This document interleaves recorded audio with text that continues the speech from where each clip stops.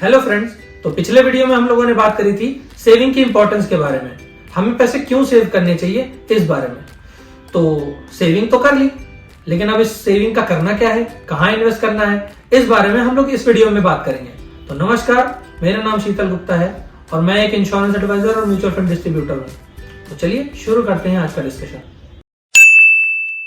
Investment करने का basic rule ये है कि हमें पहले से डिसाइड करना चाहिए कि हमें अपनी इनकम का कितना इन्वेस्ट करना चाहिए। वैसे तो मेरे हिसाब से माने तो आपको अपनी इनकम का 20% तक इन्वेस्ट करना चाहिए, लेकिन जहां इन्वेस्टमेंट की बात आती है वहां हम क्या कहते हैं कि हमारे पास बचे तो इन्वेस्ट करें ना, तो बचता ही नहीं है। तो मैं ये सोचता हूं कि आपको अपनी इन्वेस्टमेंट अपनी सैलरी से पहले निकाल देनी चाहिए, जबकि हम लोग उसके विपरीत करते हैं।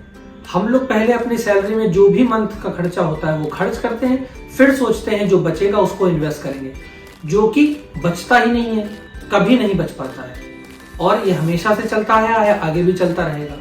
मेरा सुझाव ये है कि आप पहले अपनी सैलरी में से जो भी आपका परसेंटेज आपके हिसाब से आता हो उतना हिस्सा पहले इन्वेस्ट कर लें।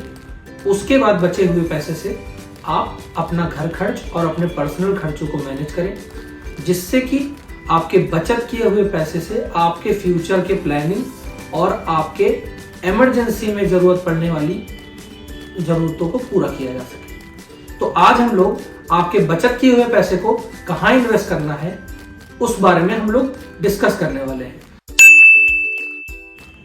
तो सबसे पहले मेरा सजेशन आपको ये रहेगा कि आपके इन्वेस्टमेंट का कुछ हिस्सा सबसे पहले हेल्थ इंश्योरेंस खरीदने के लिए जाना चाहिए, जिससे आपकी करी हुई सेविंग्स खराब ना हो। आपको एक एग्जांपल मैं दे के बताना चाहता हूं कि अगर आपके परिवार में आप या आपके परिवार का कोई सदस्य बीमार पड़ जाता है तो उस कंडीशन में आपकी करी हुई लगभग सारी सेविंग्स हॉस्पिटल के बिल जमा करने में ही खत्म हो सकती है। और अगर आपके पास हेल्थ इंश्योरेंस है तो उस कंडीशन में आपको पैसे की चिंता करने की जरूरत नहीं है, आपके हॉस्पिटल के बिल्स को हेल्थ इंश्योरेंस कंपनी खुद भरेगी।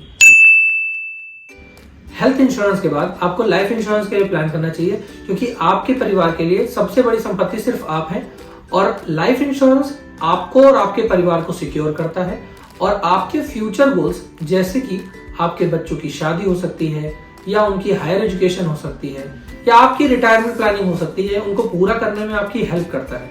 और आपके ना रहने पे आपके परिवार को आज की डेट में जो उनकी एग्जिस्टिंग लाइफस्टाइल है उसको मेंटेन रखने में उनकी हेल्प करता है।